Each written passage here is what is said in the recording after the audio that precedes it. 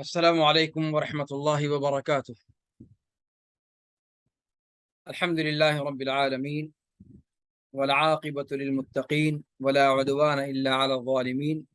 والصلاة والسلام الأتمان الأكملان على محمد خاتم النبيين وعلى آله وصحبه الغر الميامين ومن تبعهم وتابعيهم بإحسان إلى يوم الدين. أما بعد، رب اشرح لي صدري ويسر لي أمري واحلل عقدة من لساني يفقه قولي. رب زدني علما، سبحانك لا علم لنا إلا ما علمتنا إنك أنت العليم الحكيم. يا معلم إبراهيم علمني كما علمته، ويا مفهم سليمان فهمني كما فهمته. متن طحاویہ کے نئے درس میں آپ کا خیر مقدم ہے۔ آج کے درس میں انشاءاللہ العزیز جہاں تک ہم پہنچے تھے اس کے بعد جو فقرہ ہے وہ پڑھیں گے، اور اس سے پہلے کہ درس شروع کروں میں عزیزم ولید سلمہ اللہ سے کہوں گا کہ وہ عبارت خوانی کر دیں تاکہ پھر اس کے بعد اسی کی روشنی میں تشریح کا سلسلہ شروع کیا جا سکے۔ عزیزم ولید۔ السلام علیکم ورحمۃ اللہ وبرکاتہ۔ وعلیکم السلام ورحمۃ اللہ وبرکاتہ۔ بسم اللہ الرحمن الرحیم۔ قال الامام الطحاوی رحمہ اللہ تعالی: واللہ تعالی يستجيب الدعوات ويقضي الحاجات ويملك كل شيء ولا يملكه شيء ولا غنى عن الله تعالى طرفة عين، ومن استغنى عن الله طرفة عين فقد كفر وصار من أهل الحين، والله يغضب ويرضى لا كأحد من الورى. حسبك ونحب أصحاب رسول حسبك الله صلى حسبك الله عليه وسلم. حسبك۔ تو آج یہ عبارت جو آپ کے سامنے پڑھی گئی ہے یہ اس کے بعد ہے جو ہم نے اس سے پہلے ذکر کی کہ وفی دعاء الاحیاء و صدقاتہم منفعۃ للاموات، کہ زندوں کی دعا اور ان کے صدقات و خیرات میں مردوں کے لیے نفع ہے۔ اس کے بعد امام طحاوی رحمہ اللہ فرماتے ہیں آج کا جو فقرہ ہے کہ واللہ تعالی یستجیب الدعوات، اللہ رب العالمین دعاؤں کو قبول فرماتا ہے، ویقضی الحاجات، اور ضرورتوں کی تکمیل فرمایا کرتا ہے، ویملک کل شیء، اور ہر چیز کا اللہ رب العالمین مالک ہے اور اس کی کوئی مالک نہیں، ولا غنى عن اللہ تعالی طرفۃ عین، اور اللہ رب العالمین کی ذات سے بندہ پلک جھپکنے کے برابر بھی مستغنی نہیں ہو سکتا۔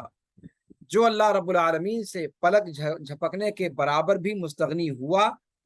یا اپنے آپ کو مستغنی سمجھا تو اس نے کفر کیا اور اہل ضلال اور ظلم اور طغیان میں سے ہو گیا۔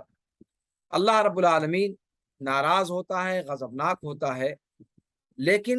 مخلوقات میں سے کسی کے غضبناک ہونے کی طرح نہیں۔ اس میں امام طحاوی رحمہ اللہ نے جو پہلا جملہ عرض کیا ہے کہ واللہ تعالی یستجیب الدعوات، اللہ رب العالمین دعاؤں کو سنتا ہے اور قبول فرماتا ہے،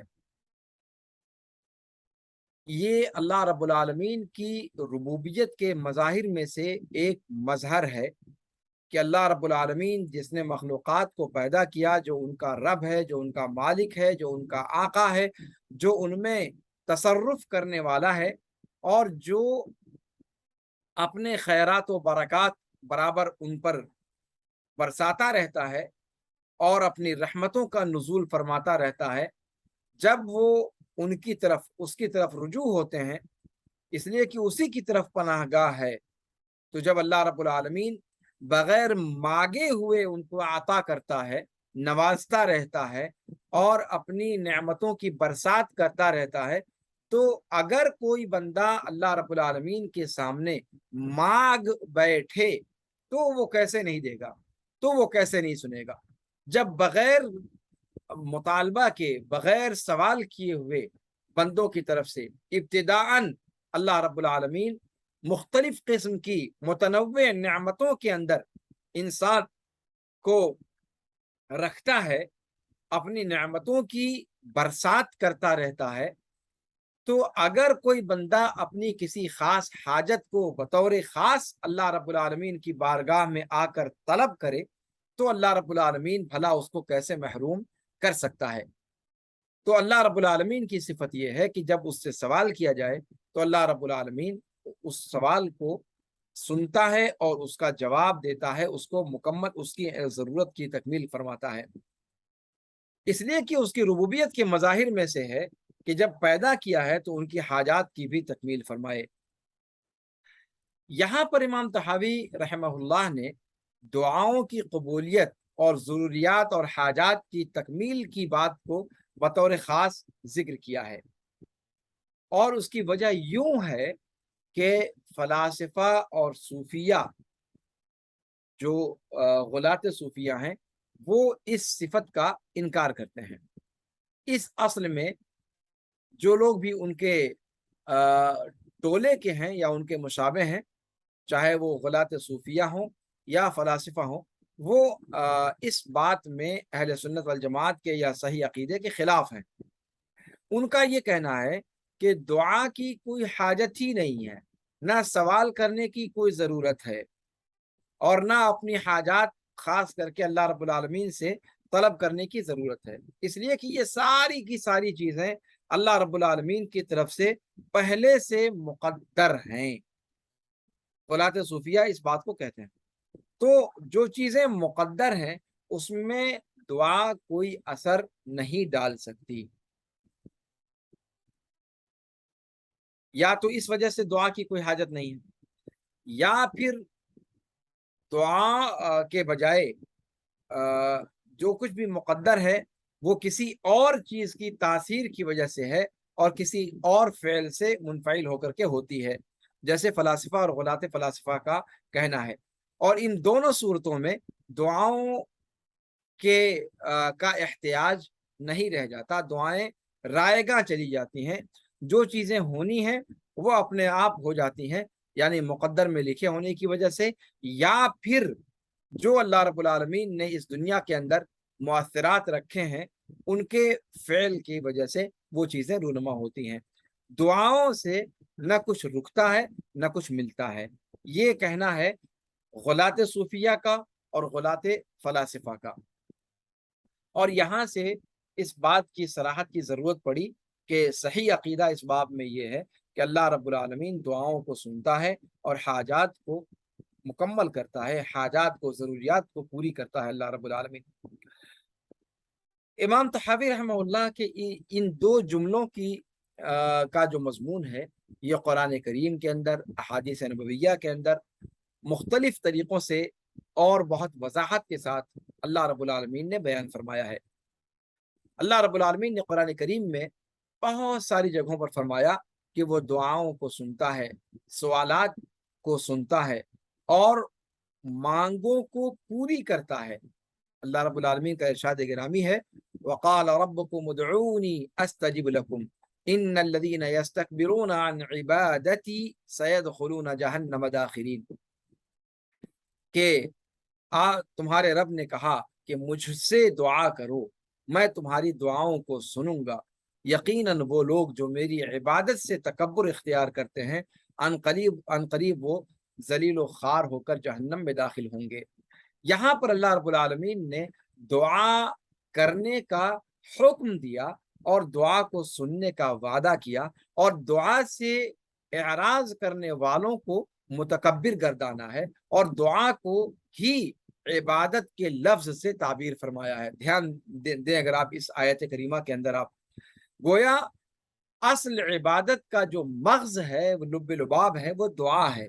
और शायद यहीं से एक तस्मिया, जो वजह तस्मिया ज़िक्र करते हैं उलमाए मुहक्किकीन, सलात को जो सलात कहा जाता है, वो इसी वजह से कि वो अज़ अव्वल ता आखिर दुआ पर मुश्तमिल होती है। तो दुआ का ये मकाम अल्लाह रब्बुल आलमीन ने बयान फरमाया है। इसी तरीके से अल्लाह रब्बुल आलमीन ने اپنے انبیاء کرام کی تعریف کی اس صفت کی وجہ سے کہ وہ صرف اللہ سے دعا کرتے ہیں، حالت خوف میں بھی اور حالت امید میں بھی، امید اور امید و بیم کی کیفیت کو لے کر اللہ رب العالمین سے دعا کرتے ہیں۔ اور اس بات کو بھی اللہ رب العالمین نے بیان فرمایا کہ اللہ رب العالمین مضطر کی دعا کو قبول فرماتا ہے، پریشان حال کی دعا کو بطور خاص اللہ رب العالمین قبول فرماتا ہے۔ قرآن کہتا ہے من یجیب المضطر اذا دعاہ ویکشف السوء ویجعلکم خلفاء الارض، کہ کون ہے وہ ذات جو اضطرار میں مبتلا، پریشانی، سخت پریشانی میں مبتلا شخص کی فریاد کو سنتا ہے جب وہ اللہ سے دعا کرے اور اس کی پریشانی کو دور کر دیتا ہے اور زمین میں جانشین بناتا ہے تم کو۔ اب یہاں پر آپ دیکھیں کہ اللہ رب العالمین نے دعاؤں کی قبولیت کا جو مسئلہ بیان کیا ہے یا جو ذکر فرمایا ہے، اس اجابت کی صفت کو مضطر کے حوالے سے بیان فرمایا ہے، المضطر، من یجیب المضطر۔ اب یہ مضطر، اضطرار میں مبتلا بندہ، کوئی ضروری نہیں کہ وہ بندہ مسلمان ہو، کوئی ضروری نہیں کہ وہ بندہ اللہ پر ایمان رکھنے والا ہو، کوئی بھی اللہ کی مخلوق میں سے اضطرار میں مبتلا ہو اور پھر وہ دعا کرے تو اللہ رب العالمین اس کی دعا کو قبول کر لیتا ہے، چاہے وہ اس پر یقین رکھتا ہو یا نہ رکھتا ہو۔ یہ اس آیت کریمہ کے اندر جو وصف جس سے جوڑا گیا ہے اس سے یہ چیز سمجھ میں آتی ہے، اور یہ چیز قرآن کریم کی اور آیات سے بھی سمجھی جاتی ہے کہ یہ ضروری نہیں کہ کوئی بندہ مومن، کوئی بندہ مسلم ہی دعا کرے تو اللہ رب العالمین سنے گا، ایسا کوئی مسئلہ نہیں ہے۔ اللہ رب العالمین تو ابلیس کی بھی دعا کو سنتا ہے، جو اللہ رب العالمین کا سب سے بڑا منکر ہے۔ اللہ رب العالمین سے ہی اس نے دعا کیا تھا جب وہ سارا معاملہ ہوا اور دھتکارا گیا، تو اس نے کہا تھا اللہ رب العالمین سے کہ ربی فانظرنی، قال ربی فانظرنی الی یوم یبعثون، کہ اے میرے رب، اس نے کہا، ابلیس نے کہا کہ اے میرے رب، مجھے اس دن تک کے لیے مہلت دے دیجیے جس دن لوگ دوبارہ اٹھائے جائیں گے، یعنی قیامت کے دن تک کے لیے۔ قال فإنک من المنظرین، اللہ رب العالمین نے فرمایا کہ جاؤ، تمہیں مہلت دی گئی۔ یہاں پر آپ دیکھیں کہ اللہ رب العالمین سے ابلیس نے دعا کی، ابلیس یعنی جو شر کا سب سے بڑا رمز سمجھا جاتا ہے، اس نے اللہ رب العالمین سے دعا کی، اور دعا بھی کون سی کی؟ وہ دعا کی جو آج تک کسی نبی نے نہیں کی، کسی اللہ کے ولی نے نہیں کی، کسی اللہ کے نیک بندے نے نہیں کی، اور وہ کیا کہ اس نے حیات سرمدی مانگی۔ کسی نبی نے یہ دعا نہیں کی قیامت تک ہم کو زندہ رکھیں، وہ ایسی دعا اس نے کی ابلیس نے۔ ایک تو ابلیس نے دعا کی جو اللہ کا سب سے بڑا نافرمان بندہ ہے، اور ایسی دعا کی جو اللہ رب العالمین عام طور پر یہ سمجھا جاتا ہے کہ اللہ رب العالمین اس کو قبول نہیں کرے گا، لیکن اللہ رب العالمین نے ایسی چیز جو اس نے مانگی جو بظاہر ناممکنات میں سے تھا، اللہ رب العالمین نے ابلیس سے اور اس طرح کی ناممکن سمجھی جانے والی دعا کو بھی اللہ نے قبول کر لیا اور کہہ دیا قال فإنک من المنظرین۔ تو یہ دیکھیں آپ کہ کس طریقے سے اللہ رب العالمین دعاؤں کو سنتا ہے، چاہے پھر وہ دعا اپنے نافرمان بندوں کی طرف سے یا ایمان نہ رکھنے یعنی توحید الوہیت کے قائل نہ بھی ہوں۔ ابلیس بھی آخر اللہ رب العالمین کو رب تو مانتا تھا، رب تو ماننے میں انکار نہیں تھا، تبھی اس نے کہا ربی فانظرنی الی یوم یبعثون۔ اللہ رب العالمین کو اپنا رب ابلیس بھی مانتا تھا، اور یہی معاملہ مشرکین مکہ کے ساتھ بھی آتا ہے کہ مشرکین مکہ جو اللہ رب العالمین کی الوہیت کا انکار کرنے والے تھے، اللہ رب العالمین کی ربوبیت کا انکار نہیں کرتے تھے، اور دعا یہ ربوبیت کے مظاہر میں سے ایک مظہر ہے، اور جب وہ لوگ دعا کرتے تھے تو ان کے مشرک ہونے کے باوجود اللہ رب العالمین ان کی دعاؤں کو قبول کرتا تھا۔ جیسا کہ اللہ رب العالمین نے فرمایا کہ جب ان کی کشتیاں بھور میں پھنستی تھیں، اور سمندر کی کیا نام ہے بے لگام موجیں جب ان کو ڈھانپ لیتی تھی، وَإِذَا غَشِيَهُم مَوْجٌ كَالظُّلَلِ دَعَوُا اللَّهَ مُخْلِصِينَ لَهُ الدِّينَ فَلَمَّا نَجَّاهُمْ إِلَى الْبَرِّ فَمِنْهُمْ مُقْتَصِدٌ وَمَا يَجْحَدُ بِآيَاتِنَا إِلَّا كُلُّ خَتَّارٍ كَفُورٍ۔ اب یہاں پر دیکھیں کہ یہاں پر وہ لوگ جب اللہ مشرکین ہیں اور جب اللہ رب العالمین سے دعا کرتے تھے تو اللہ رب العالمین ان کی دعا کو قبول کر لیتا تھا، ان کو اس طوفان سے، طوفان بلاخیز سے اللہ رب العالمین نجات بخش دیتا تھا۔ اور نجات بخشنے کے بعد اللہ رب العالمین فرماتا ہے کہ ان میں سے کچھ لوگ تو درمیانہ روی اختیار کرنے والے تھے اور کچھ لوگ جاہلین تھے جو اللہ رب العالمین کی نعمتوں کو جانتے بوجھتے ہوئے اس کے بعد پھر اس کا انکار کر بیٹھتے ہیں۔ اسی طریقے سے اللہ رب العالمین نے مشرکین ہی کے حوالے سے قرآن کریم کی ایک اور سورہ اسراء میں آیت نمبر 67 میں فرمایا کہ وَإِذَا مَسَّكُمُ الضُّرُّ فِي الْبَحْرِ ضَلَّ مَن تَدْعُونَ إِلَّا إِيَّاهُ۔ اللہ رب العالمین نے فرمایا کہ جب تم کو سمندر میں تکلیف گھیر لیتی ہے، تکلیف پہنچتی ہے، تو وہ سارے معبودان باطلہ ہوا ہو جاتے ہیں، رفو چکر ہو جاتے ہیں سوائے اللہ رب العالمین کی ذات کے۔ اس کا مطلب ہے کہ اللہ رب العالمین ہی وہاں ان کو کام آتا ہے۔ تو یہاں پر بھی دیکھیں آپ، اللہ رب العالمین مشرکین مکہ، جو مشرکین تھے جن سے لڑائی کے لیے اللہ کے رسول صلی اللہ علیہ وسلم آئے، جن سے جو ہے مارکہ آرائیاں ہوئیں شرک کی بنیاد پر، ان لوگوں کی بھی دعا اللہ رب العالمین قبول فرماتا ہے۔ تو اللہ رب قرآن کریم کے اندر اس طرح کی بے شمار آیات ہیں جن میں اس چیز کا تذکرہ ملتا ہے۔ اور چونکہ اللہ رب العالمین ساری مخلوقات کا رب ہے، وہ مومن کا بھی رب ہے، کافر کا بھی رب ہے، اور کافر کی اس کی ربوبیت کا اقرار یہ اس بات کا مقتضی ہے کہ اسے عطا کیا جائے، اور مومن بھی اللہ رب العالمین کو رب مانتا ہے، اس حوالے سے مومن کا بھی حق ہے کہ اللہ رب العالمین اس کو عطا کرے۔ تو اللہ رب العالمین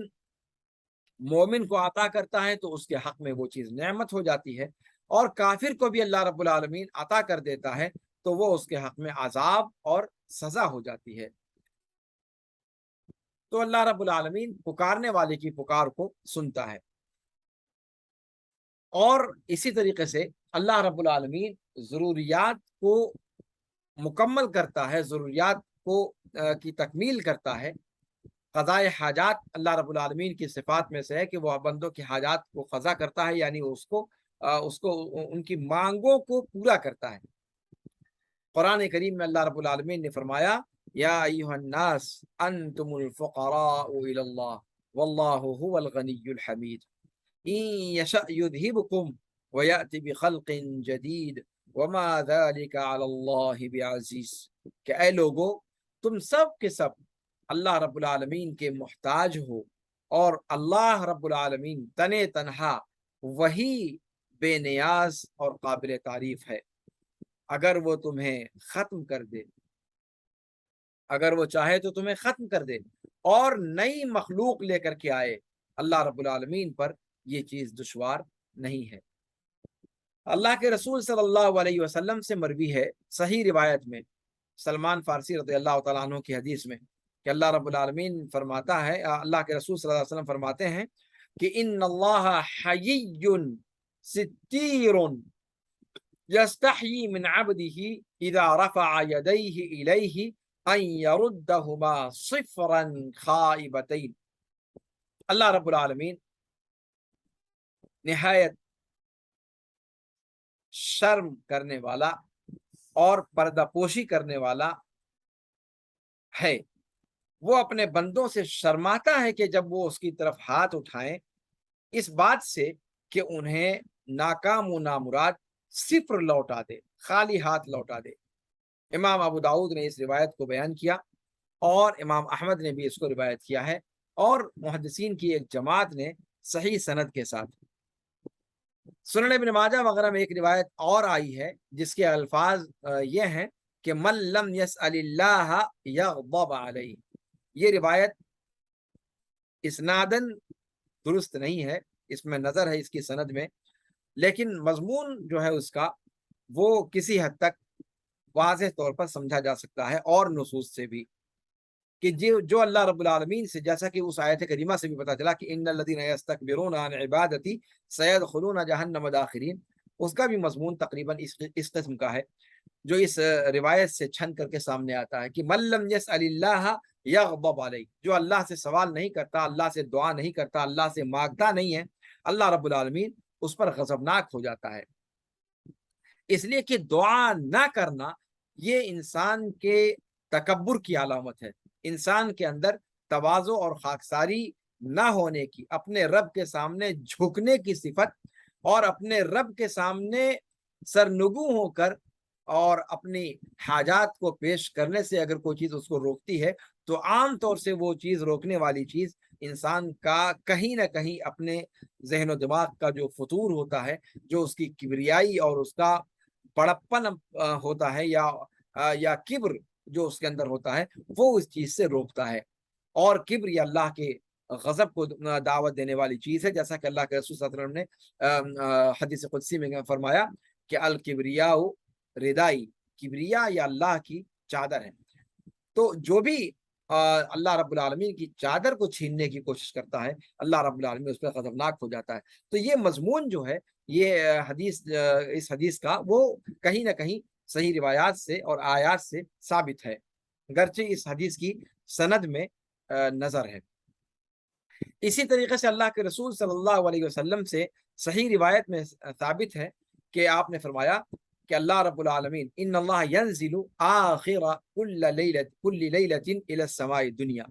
اللہ رب العالمین ہر رات کے آخری پہر آسمان دنیا پر نزول اختیار کرتا ہے، نزول فرماتا ہے، فینادی، اور یہ پکارتا ہے کہ حل من داع فاستجیب له، کہ کیا کوئی دعا کرنے والا ہے کہ میں اس کی پکار کو، اس کی دعا کو سن لوں، اس کو پوری کر دوں۔ حل من سائل فاعطیہ، کیا کوئی مانگنے والا ہے کہ میں اسے عطا کر دوں۔ حل من مستغفر فاغفر له، کیا کوئی استغفار کرنے والا ہے کہ میں اس کی بخشش کر دوں۔ اور یہ اس بات پر دلالت کرتی ہے حدیث کہ اللہ رب العالمین بندوں کی حاجات کی تکمیل فرماتا ہے اور ان پر خیرات اور نعمتوں کی لگاتار بارش کرتا رہتا ہے۔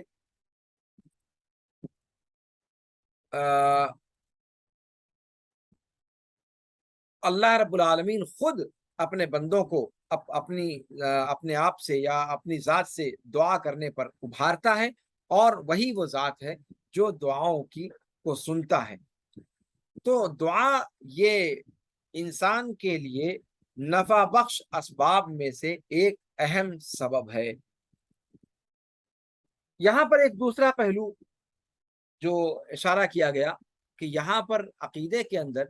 ربوبیت کی صفت یا ربوبیت کے مظہر میں سے اس ایک مظہر کو ذکر کرنے کا مقصود یہ ہے کہ اس میں غلاة صوفیہ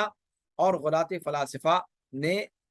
الگ راہ اختیار کی ہے، الگ ڈگر اختیار کی ہے۔ صوفیہ کا کہنا ہے کہ صاحب اللہ رب العالمین نے ہر چیز کو مقدر کر رکھا ہے، اللہ رب العالمین نے ہر چیز کا ایک اندازہ پہلے سے رکھا ہے، اور وہ چیز اس اندازے کے مطابق ہوتی چلی جاتی ہے۔ تو اگر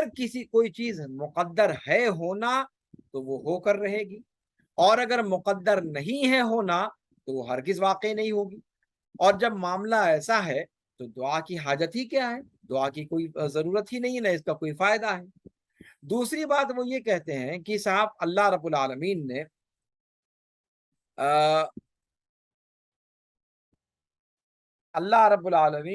نے اپنی مخلوقات کو عادی بنا دیا ہے، اور اللہ کا طریقہ ان کے اندر یہ ہے کہ وہ مخلوق کو ہر وہ چیز خود ہی عطا کرتا ہے جس کی ضرورت مخلوق کو ہوتی ہے۔ اللہ رب العالمین نے ان کے دلوں کو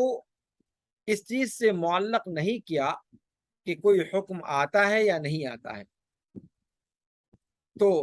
قلوب کا، دلوں کا اخلاص کامل یہ ہے کہ انسان جس حال میں رب رکھے اس حال میں راضی رہے، اور اللہ رب العالمین کی طرف سے कुशादगी का इंतजार करे, नेमतों के आने का इंतजार करे। और ये सूफिया के नजदीक ये सिद्दीकीन का मकाम है, आरिफीन का मकाम है, औलिया का मकाम है। कहते हैं कि साहब, आप अपने से अगर कोई चीज अल्लाह से मांगते हैं तो गोया आप अल्लाह रब्बुल आलमीन की रजा पर हर्फ डाल रहे हैं। अल्लाह की जो रजा होगी, जो अल्लाह रब्बुल आलमीन को देना होगा और जो नहीं देना होगा, वो बंदे को तो ये चाहिए कि वो राजी बरज़ाए रब रहे।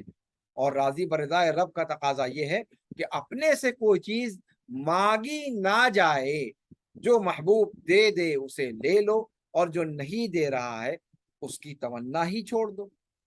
और ये मकाम सिद्दीकीन का मकाम है, आरिफीन का मकाम है और औलिया का मकाम है। ये दो बातें सूफिया, जो गुलात सूफिया हैं, वो कहते हैं। और यहां से उन लोगों ने कहा कि दुआ हुआ की कोई जरूरत नहीं है और ना इसकी कोई मनफात है। लेकिन इनकी जो ये दोनों बातें हैं, ये बातें अगर आप शरीयत को देखें तो आपको अंदाजा होगा कि ये दोनों की दोनों चीजें बेसर पैर की हैं। और इंसान जब शरीयत को छोड़कर अपनी अक्ल को इमाम बनाता है, अपनी अक्ल को हकम बनाता है, तो वो ऐसे ही बचकाना ठोकरें खाता है। मसला ये है कि पहली बात जो उन्होंने दुआ की कि हर चीज मुकद्दर है, और जब मुकद्दर है तो आप मांगो तब भी मिलनी है तो मिलेगी, और अगर मांगो और नहीं मुकद्दर है तो नहीं मिलेगी, तो फिर दुआ का फायदा क्या। कहते हैं कि इसका जवाब इस तरीके से दिया जा सकता है कि अल्लाह रब्बुल आलमीन ने इस दुनिया में बहुत सारी चीजों के होने को किसी न किसी सबब के साथ जोड़ रखा है। जैसे अल्लाह रब्बुल आलमीन फरमाता है कि जैसे अल्लाह रब्बुल आलमीन ने इस दुनिया में हजरत इंसान की पैदाइश का एक मेथड रखा है। अल्लाह रब्बुल आलमीन ही पैदा करता है मखलूकात को। अल्लाह रब्बुल आलमीन फरमाता है कि यहबु लिमन यशाउ इनासा व यहबु लिमन यशाउ ज़ुकूर। जिसे चाहता है अल्लाह रब्बुल आलमीन अतिये के तौर पर अता कर देता है लड़की को, और जिसे चाहता है हदीये के तौर पर अता कर देता है लड़के को। लेकिन मसला ये है कि क्या अतिये के तौर पर या हदीये के तौर पर अल्लाह रब्बुल आलमीन की तरफ से अता हो जाती है औलाद, इसका ये मतलब लिया जाए कि मियाँ बीबी के ताल्लुक की ही जरूरत नहीं है। हजरत सूफिया की उल्टी खोपड़ी अगर यहाँ पर चलाई जाए तो यही बात होगी कि जब अल्लाह ताला का हिबा है तो देना होगा तो दे देगा, नहीं देना होगा तो नहीं देगा। क्या जरूरत है क्या नाम है शादी करने की और बीवी के साथ मिलाप करने की और जमा करने की, कोई हाजत नहीं है।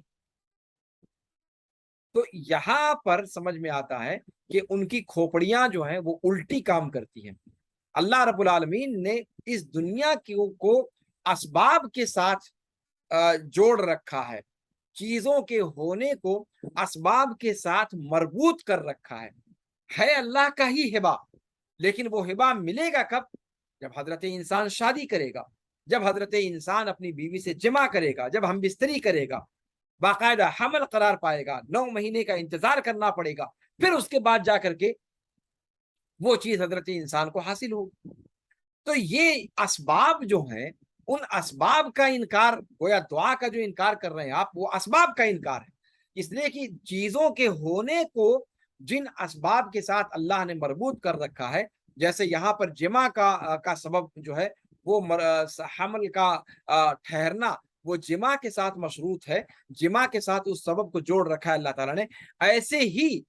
बहुत सारी चीजों के होने और ना होने को दुआ के साथ जोड़ रखा है अल्लाह रब्बुल आलमीन ने। तो चीजों को उसके मुसब्बिबात के साथ अल्लाह रब्बुल आलमीन ने जोड़ रखा है।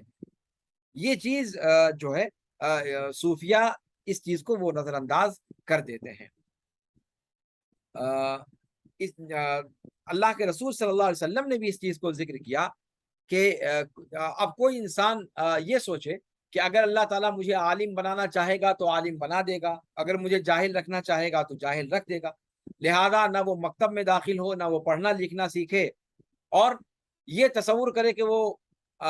شرعی عالم دین بن جائے گا یا ڈاکٹر بن جائے گا یا انجینئر بن جائے گا، کہے کہ صاحب مقدر میں ہوگا تو بن جاؤں گا، نہیں مقدر میں ہوگا تو نہیں بنوں گا۔ تو اب یہ تو کوئی بات نہ ہوئی نا۔ اللہ رب العالمین نے اس کائنات کے اندر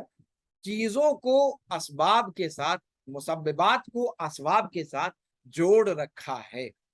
حضرت انسان کو وہ ڈگر اختیار کرنی ہوگی، وہ راستہ اختیار کرنا ہوگا، تب جا کر کے انسان کو وہ منزل ملے گی۔ اگر ڈاکٹر بننا ہے تو پھر MBBS کرنا ہوگا،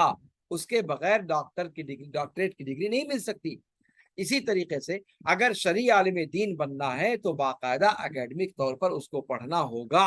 اور اس کو عالم دین کے سامنے زانو تلمذ طے کرنا ہوگا، تب جا کر کے پھر وہ عالم دین بن سکتا ہے۔ اللہ کے رسول صلی اللہ علیہ وسلم نے فرمایا کہ انما العلم بالتعلم، علم جو ہے وہ سیکھ کر حاصل کیا جاتا ہے، تو یہ سیکھنا، یہ سبب اختیار کرنا ہے۔ تو اسی طریقے سے مسببات اور اسباب کا جو تعلق ہے، اس تعلق کو غلاۃ صوفیہ نے نظر انداز کر دیا اور یہاں سے ان لوگوں نے ٹھوکر کھائی اس اہم مسئلے میں۔ اللہ رب العالمین نے بہت ساری چیزوں کے ہونے کو دعا کے ساتھ جوڑ رکھا ہے، لیکن انسان اس چیز کو پہلے سے نہیں جانتا۔ اللہ رب العالمین نے یہ مقدر کر رکھا ہے کہ فلاں بندہ دعا کرے گا اور دعا کرنے کے بعد اس کا وہ مقدر اس کو دیا جائے گا۔ تو یہ ساری کی ساری چیزیں اللہ رب العالمین کی تقدیر میں سے ہیں، لیکن سبب اور مسبب کا جو اصول اللہ نے اس دنیا میں رکھا ہے، یہ اس اعتبار سے اللہ رب العالمین نے دعا کے اندر بھی اثر رکھا ہے۔ بلکہ سببوں میں سے عظیم ترین سبب دعا ہے۔ جی، رہ گئی دوسری بات جو صوفیہ نے کہی ہے کہ اللہ کی رضا میں انسان راضی رہے، اور کمال رضا یہ ہے کہ بندہ اپنی زبان سے کچھ نہ مانگے، اور یہ اولیاء، صالحین اور عارفین کا طریقہ ہے۔ اللہ کو دینا ہوگا، محبوب کو دینا ہوگا تو دے گا، نہیں دینا ہوگا تو نہیں دے گا۔ ہمیں اس پر راضی برضا رہنا ہے، مانگنا نہیں ہے۔ یہ بات جہاں تک ہے، کیا اس بات کے اندر کوئی معقولیت ہے؟ اور عارفین کا اور اولیاء کا اور صالحین کا اگر یہ مقام ہے تو پھر اللہ کے رسول صلی اللہ علیہ وسلم کے بارے میں کیا کہیں گے؟ صحابہ کرام رضوان اللہ علیہم اجمعین کے بارے میں کیا کہیں گے؟ کیا وہ لوگ کامل صفت کے انسان نہیں تھے؟ صحابہ کرام، اللہ کے رسول صلی اللہ علیہ وسلم خود جو اس جو دنیا کی مخلوقات میں افضل اور اشرف ترین ہیں اور اکمل ترین ہیں، کیا انہوں نے دعا کر کے غلطی کی؟ ظاہر سی بات ہے عارفین میں سے نہ ہوئے، پھر اولیاء میں سے تو نہ ہوئے۔ یعنی آپ دعا کو اگر کمال یعنی کمال عبودیت کے خلاف مانتے ہیں تو پھر ان کے ساتھ کیا، آپ ان کے بارے میں کیا کہیں گے؟ اللہ کے رسول صلی اللہ علیہ وسلم کی توہین لازم آتی ہے، صحابہ کرام کی توہین لازم آتی ہے۔ اللہ کے رسول صلی اللہ علیہ وسلم کی جو صورتحال تھی، آپ کی جو صفت تھی، آپ کے جو حالات تھے، وہ یہ کہ آپ صلی اللہ علیہ وسلم اپنی پوری زندگی میں کبھی بھی آپ نے دعا کو نہیں چھوڑا۔ اپنے لیے بھی دعا کی، اپنے گھر والوں کے لیے دعا کی، اپنی امت کے لیے دعا کی، بلکہ صدیق و فاروق کو اس بات کی رہنمائی کی کہ اللہ رب العالمین سے امیدیں باندھیں اور اللہ رب العالمین کی ذات سے ہی دعا کریں۔ اور آپ صلی اللہ علیہ وسلم کا یہ طرز عمل ہمیں بتلاتا ہے کہ کاملین کے اوصاف میں سے یہ ہے کہ وہ اللہ رب العالمین کے سامنے ہمیشہ دستے دعا دراز کرتے رہتے ہیں، نہ کہ اللہ رب العالمین سے دعا کو چھوڑ دیتے ہیں، جیسا کہ ان چقندر صوفیوں نے کہا۔ کہتے ہیں فَكَمْ دَعَا النبی صلی اللہ علیہ وسلم من دعاء فی صلاتی، اللہ کے رسول صلی اللہ علیہ وسلم نے کتنی زیادہ دعائیں کی رات کے آخری پہر، اور ان اوقات میں جو دعا کی قبولیت کے اوقات ہیں، اور وہ اس وجہ سے کہ آپ صلی اللہ علیہ وسلم لوگوں میں سب سے زیادہ اپنے رب کے بارے میں जानने वाले थे और सबसे ज्यादा अपने रब को पहचानने वाले थे। तो इस एतबार से ये दूसरी बात भी जो गुलात सूफिया की है वो बातिल करार पाई। अब रह गई बात फलासफा की। फलासफा का ये कहना कि दुआ नफा बख्श नहीं है। उनमें से बाज फलासफा ये कहते हैं कि दुआ फायदा करती है, लेकिन वो क्या कि अफलाक ने जो फैसला कर रखा है उस फैसले को जो है टालने की सलाहियत दुआ के अंदर होती है। इसलिए कि आप जानते हैं कि वो लोग अफलाक कहते हैं, अल्लाह रब्बुल आलमीन के लिए वो इल्म कलाम के जो ख़ास अल्फाज हैं फ़लसफ़ा के वो इस्तेमाल करते हैं। फ़लकुस सामिन, आठवां फलक, आठवां आसमान जो मजमूआ अफलाक मानते हैं वो उसमें से अल फलकुस सामिन को वो समझते हैं कि वो बकिया अफलाक के मजमूए में मुअस्सिर होता है। तो इस मुअस्सिर और तासीर को वो समझते हैं कि ये दुआ की वजह से इसमें दुआ की तासीर होती है।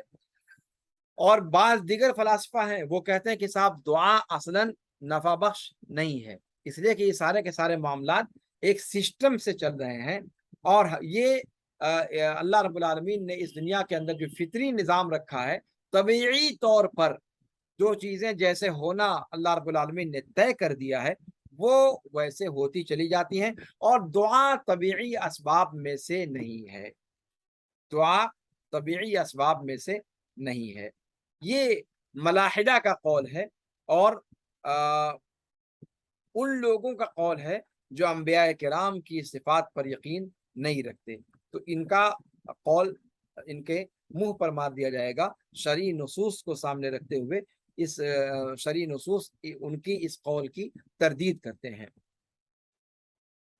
दुआ जो बंदा करता है अपने रब से, तो इसमें दुआ सिर्फ एक इबादत है। इंसान का अपनी ज़रूरत को अल्लाह से तलब करना और उस ज़रूरत की तकमील, यही सब इसके अंदर लुब-ए-लुबाब यही है, या फिर इस दुआ के अंदर और भी कुछ चीज़ें हैं जिनसे जो है इंसान का अपने रब पर यकीन और इज़ान पुख्ता होता है। कुछ और चीज़ें भी इसके अंदर हैं। कहते हैं कि हाँ, दुआ के अंदर जहाँ एक तरफ बंदा अपने रब के सामने रोता है, गिड़गिड़ाता है, खाकसारी और तवाज़ो इख्तियार करता है, दस्ते सवाल को दराज करता है, उसमें कई चीज़ें हैं जो काबिल गौर हैं। सबसे पहली बात तो ये कि वो अपनी उस कंडीशन में अल्लाह रब्बुल आलमीन की रहमत को आवाज़ दे रहा होता है। अल्लाह रब्बुल आलमीन की रुबूबियत के आसार को अपने अपनी तरफ मुतवज्जह कर रहा होता है। अल्लाह रब्बुल आलमीन हर सवाल करने वाले को अता करता है और हर दुआ करने वाले की दुआ को सुनता है, इसलिए कि वो रब है। इसीलिए अल्लाह रब्बुल आलमीन काफिर को भी अता कर देता है, इब्लीस को भी उसकी भी पुकार को, उसकी भी दुआ को सुन लेता है। कभी कभी कोई काफिर बीमार पड़ता है और अल्लाह से सवाल करता है शफायाबी का, अल्लाह शफा दे देता है।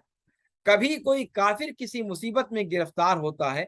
और अल्लाह रब्बुल आलमीन से दुआ कर देता है, तो अल्लाह रब्बुल आलमीन उस मुसीबत के शर से उसको बचा लेता है। बल्कि वो मुशरिकाना काम करने वाले लोग जो मुर्दों से सवाल करने वाले होते हैं, कब्र के पास जा करके और और इज़्तिरारी हालत अपने ऊपर तारी करके कब्र के पास जाकर सवाल करते हैं और अल्लाह रब्बुल आलमीन से उस कब्र वाले के वास्ते से सवाल करते हैं। अल्लाह रब्बुल आलमीन अल्लाह रब्बुल आलमीन से उस कब्र वाले के वास्ते से सवाल करते हैं या कब्र वाले से सवाल करते हैं। अल्लाह रब्बुल आलमीन उन सवालों को भी पूरा कर दिया करता है। और वो किस वजह से? जो उनके दिलों में इज़्तिरार की कैफियत पाई जाती है, जो परेशानी पाई जाती है, वो अल्लाह रब्बुल आलमीन کی دعا کی قبولیت، اللہ رب العالمین کے نزدیک دعا کی قبولیت کا سبب بن جایا کرتی ہے، چونکہ اللہ نے قرآن میں کہا ہے کہ امن یجیب المضطر اذا دعا، اور یہ دعا کا قبول ہو جانا قبر والے سے مانگنے کے باوجود یا قبر والے کے وسیلے سے مانگنے کے باوجود، یہ اس کے حق میں اللہ تعالیٰ دعا تو سن لیتا ہے، لیکن وہ دعا سننا اس بندے کے لیے آزمائش ہوتی ہے، اور اس کے ساتھ ساتھ دوسروں کے لیے بھی آزمائش ہوتی ہے۔ تو یہ چیز ذہن میں رہنی چاہیے کہ دعا کا سن لینا یا دعا کو قبول کر لینا، یہ اللہ رب العالمین کی جانب سے جس کی دعا کو قبول کر لیا گیا ہے اس سے رضامندی کا مقتضی نہیں ہے۔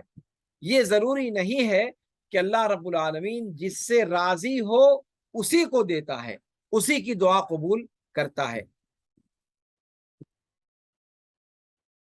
اس لیے کہ اللہ رب العالمین نے تو ابلیس کی بھی دعا کو سن لیا، اس کی بھی پکار کو سن لیا، جبکہ اللہ تعالیٰ ابلیس سے راضی نہیں ہے۔ تو یہ چیز واضح ہونی چاہیے کہ اللہ رب العالمین دعاؤں کو قبول کرتا ہے، اور دعا کا قبول ہو جانا یہ اس بندے سے اللہ کی رضامندی کی دلیل نہیں ہے۔ جی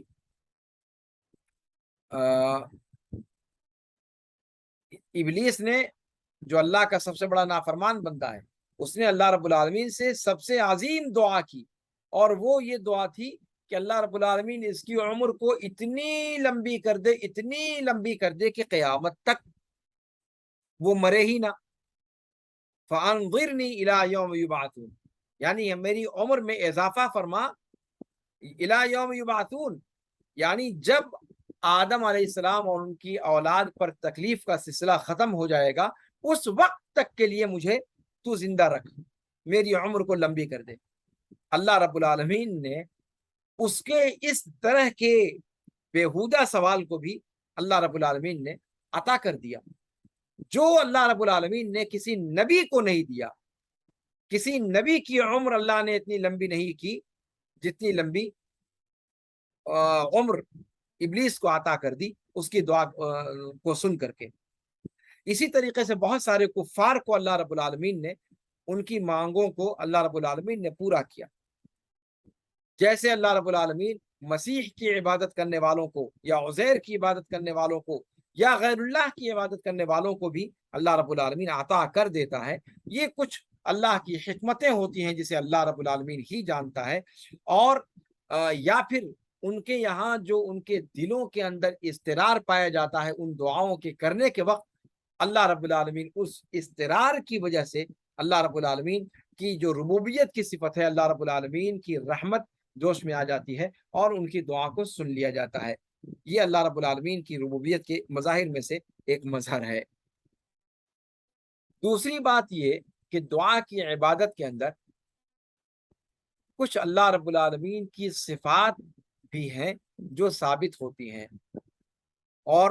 یہ جب یہ بات کہی جاتی ہے کہ اللہ رب العالمین دعاؤں کو سنتا ہے، حاجات کو قضاء الحاجات اللہ رب العالمین کے قاضی الحاجات ہے اللہ رب العالمین، تو یہ ماننے کی صورت میں چند صفات گویا بندہ اللہ رب العالمین کے لیے ثابت کرتا ہے، اور کیونکہ جو بندہ اللہ رب العالمین کے لیے خالص ہو کر کے دعا کرتا ہے، سب سے پہلی بات وہ اللہ رب العالمین کے وجود کا یقین رکھنے والا ہے، اور دوسری بات، دوسری صفت کہ اللہ رب العالمین اس کی دعاؤں کو سن رہا ہے باوجود کہ وہ ساتویں آسمان کی بلندیوں پر ہے، اور وہ بندہ جو دعا کر رہا ہے وہ اتنی پست آواز میں دعا کر رہا ہے کہ اس کے پاس بیٹھا ہوا فرد بھی اس کی دعا کو سن نہیں پا رہا ہے، لیکن اللہ رب العالمین عرش پر اس کی دعا کو سن رہا ہے۔ یہ عقیدہ دعا کرنے والا اپنے ذہن و دماغ میں رکھتا ہے، اور یہیں سے اس کے اندر خشوع و خضوع پیدا ہوتا ہے۔ تیسری چیز یہ کہ بندے کو اس بات کا بھی یقین ہوتا ہے کہ اس کی دعا کو مکمل، اس کی دعا کو پوری کرنے پر اللہ رب العالمین مکمل طور پر قدرت رکھتا ہے، चौथी सिफत जो दुआ के अंदर होती है वो ये कि बंदा इस बात पर यकीन रखता है कि अल्लाह रब्बुल आलमीन गनी है, वो मालदार है, उसके पास बेहिसाब है और वो देता भी बेहिसाब है। उसके खजाने में कोई कमी नहीं आने वाली। अगर पूरी दुनिया की सारी मखलूक मिलकर एक साथ भी अल्लाह रब्बुल आलमीन से अपनी बड़ी से बड़ी मांगों को रख दे, अल्लाह रब्बुल आलमीन के खजाने में कोई कमी नहीं आने वाली। और एक दुआ करने वाला अपने रब से दुआ करते हुए इस बात का यकीन रखता है। पांचवी सिफत जो दुआ के अंदर समझ में आती है वो ये कि दुआ करने वाला इस बात का यकीन रखता है कि रब अपने बंदों पर बे इंतहा मेहरबान है, शफीक है, शफकत का रवैया इख्तियार करता है। और यहीं से रब से जब मांगा है तो रुबूबियत के मज़ाहिर में से अल्लाह रब्बुल आलमीन के रहमत के आसार को अपनी तरफ मुतवज्जह करने में वो बंदा कामयाब हो जाता है।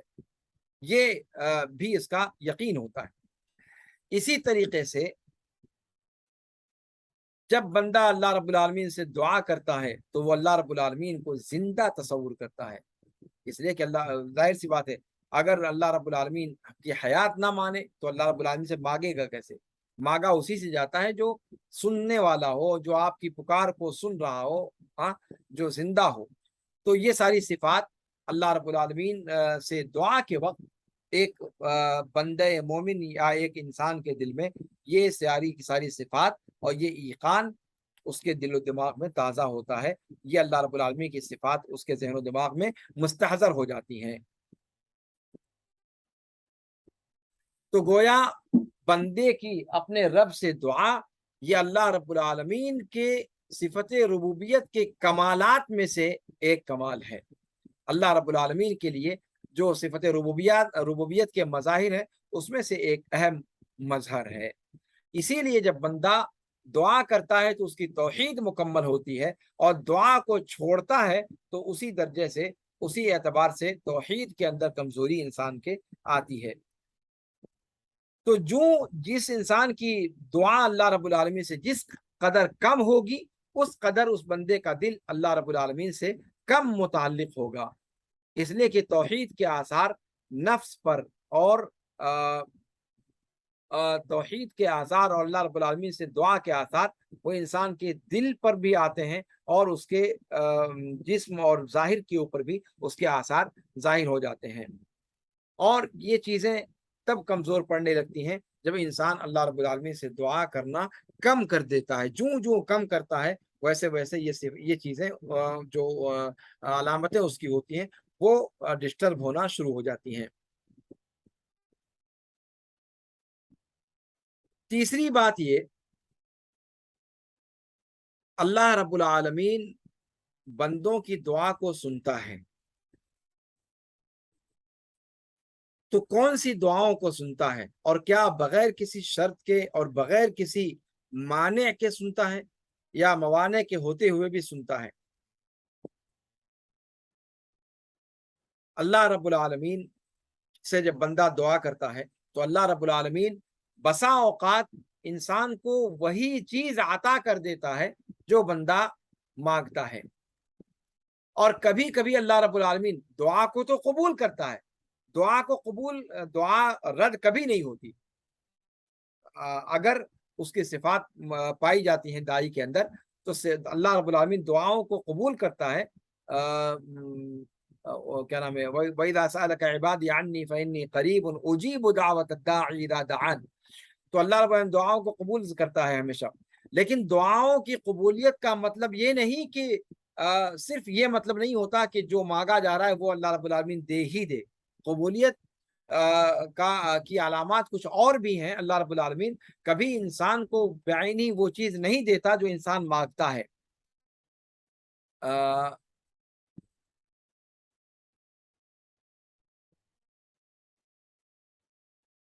कभी उसके शुरूत मुकम्मल ना होने की वजह से और कभी कोई माने पेश आ जाने की वजह से। चौथी बात ये کہ کسی کی دعا کا قبول ہونا، جیسا کہ اس سے پہلے ذکر کیا گیا کہ دعاؤں کا قبول ہو جانا یا ضروریات کا پورا ہو جانا، یہ اس بات کی دلیل نہیں ہے کہ اللہ رب العالمین اس بندے سے خوش ہے۔ اللہ رب العالمین مومن سے، فاسق سے، کافر سے، مشرک سے، حتیٰ کہ ابلیس سے بھی دعاؤں کو قبول کرتا ہے، اور دعاؤں کی قبولیت وہ اس سے ان لوگوں سے یا کیا نام ہے مشرکوں سے اللہ کی رضا پر جو ہے دلیل نہیں ہے۔ لیکن ایک بات اور ہے کہ ایک مومن بندہ اور ایک نیک بندہ اور ایک اللہ کا ولی ممتاز ہوتا ہے کہ اللہ رب العالمین ان لوگوں کی دعا محبت کے ساتھ اور رضا کے ساتھ اور پوری خوشی اور رضامندی کے ساتھ ان کی دعاؤں کو سنتا ہے۔ تو یہ دعاؤں کا سننا اللہ رب العالمین کے محبوب بندوں کے حق میں نعمت ہوا کرتا ہے، جبکہ اوپر جو ذکر کیا گیا کہ اللہ رب العالمین کافروں کی اور ابلیس وغیرہ کی بھی دعا کو سنتا ہے، تو ان لوگوں کی دعاؤں کا سننا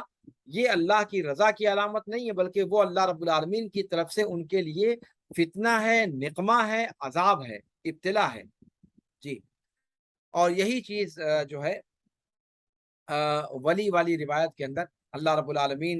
نے بیان فرمائی ہے، جو حدیث قدسی ہے مشہور کہ وما یزال عبدی یتقرب الی بالنوافل حتی احبہ فاذا احببته كنت سمعه الذي يسمع به وبصره الذي يبصر به ويده التي يبطش بها ورجله التي يمشي بها ولئن سألني لأعطينه۔ یہ ہے محل شاہد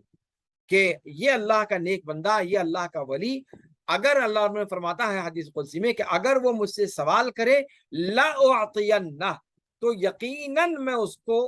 اس کے سوال کو عطا کر دوں گا، اس کا سوال پورا کروں گا۔ تو یہاں جو اللہ رب العالمین اپنے ولی کی اس دعا کو جو سن رہا ہے، یہاں پر ممتاز کس چیز میں ہے؟ سننے کو تو ابلیس کو بھی سنتا ہے، مشرکین کو بھی سنتا ہے، لیکن یہاں جو اللہ رب العالمین نے اس ولی کے بارے میں کہا کہ وَلَئِن سَأَلَنِي لَأُعْطِيَنَّهُ، یہاں سننا اس بات کی علامت ہے کہ اللہ رب العالمین اس بندے سے راضی ہے، اللہ رب العالمین اس بندے سے خوش ہے۔ اور یہ چیز مشرکین والی جو دعا قبول ہوتی ہے یا ابلیس کی جو دعا قبول ہوئی، وہاں پر وہ رضا، وہ اللہ رب العالمین کی محبت نہیں ہے۔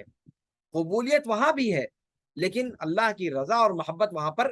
نہیں ہے، بلکہ وہ فتنہ، ابتلا اور نقمہ ہے اللہ رب العالمین کی طرف سے۔ تو یہاں جو اللہ نے فرمایا کہ وَلَئِن سَأَلَنِي لَأُعْطِيَنَّهُ، یہ اللہ رب العالمین کا محبت سے اسے دینا ہے۔ اور آگے جو اس روایت میں ہے کہ وَلَئِنِ اسْتَعَاذَنِي لَأُعِيذَنَّهُ، اور اگر وہ مجھ سے پناہ مانگے تو میں اس کو پناہ دوں گا۔ تو یہ اعاذہ بھی اور یہ عطا بھی، یہ دونوں اللہ رب العالمین کی رضا اور محبت سے ہوتا ہے۔ یہ جو ہے یہ چیز ممتاز کرتی ہے اللہ کے نیک بندوں کی دعا کو اور ان لوگوں کی دعا کی قبولیت کو جو اللہ کے نیک بندوں میں سے نہیں ہے۔ چوتھی چیز یہاں پر جو قابل غور ہے وہ یہ کہ اللہ رب العالمین نے فرمایا وقال ربکم ادعونی استجب لکم، کہ تیرے رب نے کہا کہ مجھ سے دعا کرو میں سنوں گا۔ اور اللہ رب العالمین نے حدیث قدسی کے اندر فرمایا کہ من یدعونی فاستجیب لہ، من یسألنی فاعطیہ، من یستغفرنی فاغفر لہ، کہ مجھ سے کون دعا کرتا ہے کہ میں اس کی دعا کو سن لوں، کون مجھ سے مانگ رہا ہے کہ میں اس کو عطا کر دوں، کون مجھ سے استغفار طلب کر رہا ہے کہ میں اسے بخش دوں، اس کی مغفرت کر دوں۔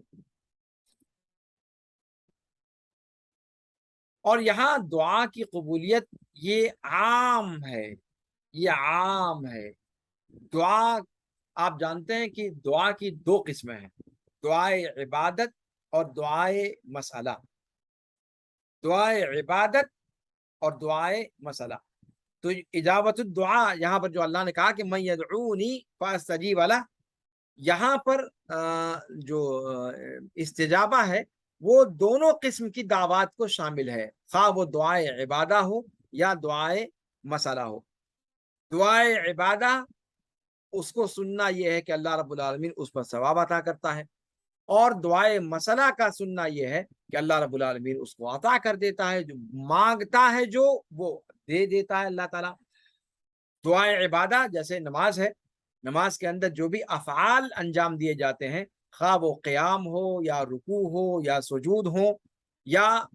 تشہد کا بیٹھنا ہو، یہ سارا کا سارا یہ دعائے عبادہ ہے، جس میں انسان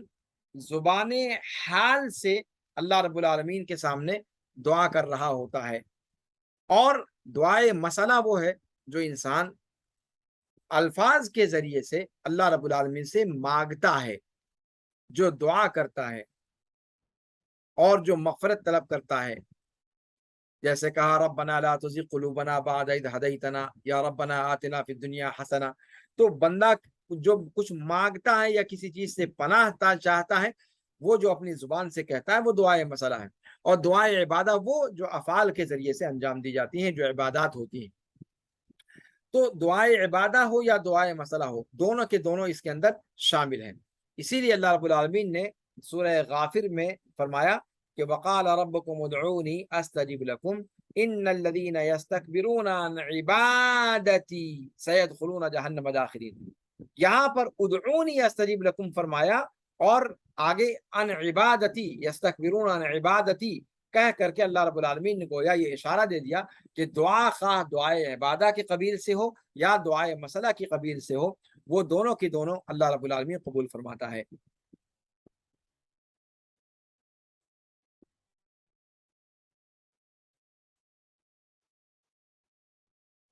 اور آیت کے سیاق سے اہل علم کی ایک جماعت نے یہ استدلال کیا ہے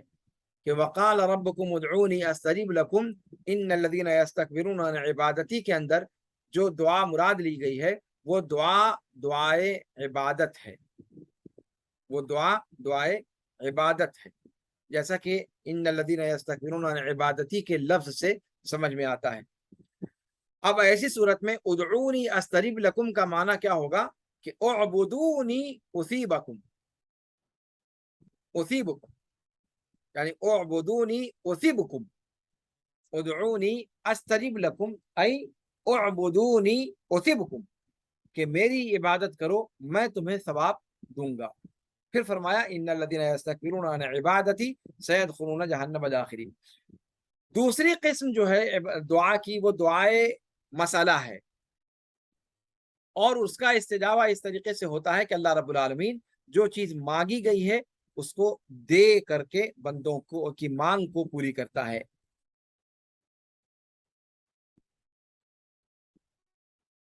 اور یہ مانگ دو طرح کی ہو سکتی ہے،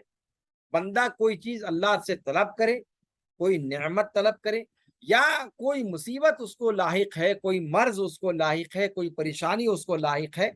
تو اس پریشانی کو اپنی ذات سے ختم کرنے کی دعا کرتا ہے بندہ، تو اللہ رب العالمین اس کو ہٹا کر کے، اس کو زائل کر کے اس کی پکار کو سنتا ہے۔ سوال میں دونوں چیزیں ہو سکتی ہیں کہ کوئی چیز نہیں ہے اس کو مانگ رہا ہے بندہ، یا کوئی ضرر رساں چیز ہے اسے ختم کرنا چاہتا ہے، تو جو چیز مانگتا ہے اس کی مانگ کو اللہ رب العالمین پورا کرتا ہے۔ اب یہاں پر بعض علماء نے تفصیل بیان کی ہے کہ کبھی کبھی ایسا ہوتا ہے کہ بندہ اللہ رب العالمین سے دعا کرتا ہے، لیکن جو مانگتا ہے وہ عطا نہیں ہوتا۔ آپ کی زندگی میں بھی پیش آیا ہوگا معاملہ کہ بندہ جو چیز طلب کر رہا ہے وہ مانگ اللہ رب العالمین پوری نہیں کرتا، تو اس کے کچھ اسباب ہوتے ہیں، اس کے کچھ اسباب ہوتے ہیں۔ سب سے پہلی چیز یہ اس کی جو تعلیلات بیان کی گئی ہیں کہ اللہ رب العالمین وہ دعا اس کے حق میں قبول کرنا مناسب نہیں ہوگا، اس لیے اللہ رب العالمین نے قبول نہیں کی۔ البتہ دعا کا فائدہ یہ ہوا کہ جس قدر اس کا سوال ہے اسی مقدار میں اللہ رب العالمین نے اس سے شر کو پھیر دیا ہے۔ بری چیزوں کو جو اسے لاحق ہو سکتی تھی ان کو اللہ رب العالمین نے اس سے پھیر دیا ہے۔ اس کی انہی دعاؤں کی وجہ سے جو دعا اس کے حق میں براہ راست قبول نہیں کی گئی، لیکن ان دعاؤں کا فائدہ یہ ہوا کہ ان دعاؤں کی وجہ سے اللہ رب العالمین نے جو دوسری کچھ برائیاں یا تکلیفیں یا اذیتیں یا مصیبتیں یا بلائیں یا آفتیں اس کے تعاقب میں تھیں، ان کو اللہ رب العالمین نے اس کی ذات سے پھیر دیا۔ جی، اللہ کے رسول صلی اللہ علیہ وسلم فرماتے ہیں کہ ما من عبد مسلم يدعو بدعوت ليس فيها اثم ولا قطيعة رحم الا اعطاه الله بها احدى ثلاثة خصال۔ اللہ کے رسول صلی اللہ علیہ وسلم فرماتے ہیں کہ کوئی بندہ نہیں ہے جو اللہ رب العالمین سے دعا کرے، ایسی دعا جس کے اندر کوئی گناہ کا معاملہ نہ ہو اور قطیعت رحم نہ ہو، رشتوں کے کاٹنے کی بات نہ ہو، مگر اللہ رب العالمین اس کی دعا کو عطا کر دیتا ہے، اس کی مانگ کو پوری کر دیتا ہے تین چیزوں میں سے ایک چیز کر کے۔ تین چیزوں میں سے ایک چیز کر کے، دھیان دیجیے گا کیونکہ یہ بہت اہم موضوع ہے۔ عام طور پہ لوگ اس میں شکوہ کرتے ہیں کہ کہا جاتا ہے کہ دعا کرو دعا کرو، لیکن دعا کرتے کرتے عاجز آگے دعا تو ہماری پوری ہوئی نہیں۔ یعنی انسان یہ تصور کرتا ہے کہ جو چیز مانگ رہا ہے وہی جب تک نہ مل جائے تب تک اس کی دعا قبول ہوئی ہی نہیں، حالانکہ یہ بہت بہت بڑی غلط فہمی ہے اور شرعی نصوص کو صحیح سیاق میں نہ سمجھنے اور اس سے جاہل رہ جانے کی دلیل ہے۔ اللہ کے رسول صلی اللہ علیہ وسلم نے کیا فرمایا کہ کوئی بندہ مسلم اللہ رب العالمین سے دعا نہیں کرتا، ایسی دعا جس میں کوئی گناہ کی بات نہ ہو اور نہ کسی رشتے کے کاٹنے کی بات ہو۔ اگر یہ دونوں چیزیں ہیں تب تو دعا قبول ہونی ہی نہیں ہے۔ اگر یہ دونوں چیزیں نہیں ہیں اور دعا ان کے علاوہ، ان دونوں چیزوں کے علاوہ کوئی دعا ہے، تو ایسا ہو ہی نہیں سکتا کہ اللہ رب العالمین قبول نہ کرے۔ البتہ قبولیت کے تین مظاہر ہیں، ان تین مظہر میں سے، تین خصلتوں میں سے کوئی ایک خصلت ظاہر ہوگی یا کوئی ایک خصلت اللہ تعالیٰ اس دعا کے ساتھ عطا کرے گا۔ پہلی چیز کیا؟ اما ان تعجل له دعوت، یا تو اللہ رب العالمین اس کی دعا کو فی الفور پورا کر دے گا، جو وہ مانگ رہا ہے، جو اس کا ڈیمانڈ ہے اس ڈیمانڈ کو فوراً اس کی تکمیل کر دی جائے۔ یہ پہلی شکل ہوئی، اور یہی شکل انسان دعا کرتے وقت چاہتا ہے، اس کے علاوہ اور کوئی شکل انسان نہیں چاہتا۔ اگر اولاد نہیں ہے تو چاہتا ہے کہ اللہ تعالیٰ اولاد دے دے۔ اب اگر اولاد نہ ملی تو یعنی وہ یہ سمجھنے لگتا ہے کہ اللہ تعالیٰ نے اس کی دعا ہی قبول نہیں کی۔ اللہ تعالیٰ سے کوئی خاص چیز اللہ سے مطالبہ کرتا ہے اور وہ چیز اگر نہ پوری ہوئی تو وہ سمجھتا ہے کہ اس کی دعا ہی قبول نہیں ہوئی۔ حالانکہ اما ان تعجل له دعوت، یہ دعوت کی قبولیت کے مظاہر میں سے ایک مظہر ہے، اس کی خصلتوں میں سے ایک خصلت ہے۔ باقی دو خصلتیں اور بھی ہیں جو رسول پاک صلی اللہ علیہ وسلم نے بیان فرمائی ہیں۔ دوسری خصلت کیا ہے دعاؤں کے بارے میں؟ کہ وَإِمَّا أَن يُصْرَفَ عَنْهُ مِنَ الشَّرِّ مِثْلُهَا، جس چیز کی دعا مانگی جا رہی ہے اسی کے برابر، اسی کے مثل کوئی برائی، کوئی آفت، کوئی بلا جو اس پر آنے والی طے تھی، اللہ رب العالمین اس خاص دعا کی بدولت اس مصیبت کو ٹال دیتا ہے۔ یہ دوسری چیز کہ اگر براہ راست جو دعا آپ کر رہے ہیں وہ نہیں قبول ہو رہی تو آپ یہ تصور کریں کہ اللہ رب العالمین نے آپ کی اس دعا کو رد نہیں کیا ہے، بلکہ دوسری جو چیز ہے اس کی طرف آپ کی دعا کو منتقل کر دیا گیا ہے، اور وہ کیا؟ کہ آپ کے اوپر آنے والی کسی مصیبت کو اللہ رب العالمین نے آپ کی پہلے والی دعا کی بدولت ٹال دیا ہے۔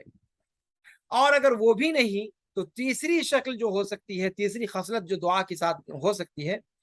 مسلمان کی ہوئی دعا، وہ تیسری خصلت کیا ہے؟ فرمایا کہ وَإِمَّا أَن تُدَّخَرَ لَهُ يَوْمَ الْقِيَامَةِ، کہ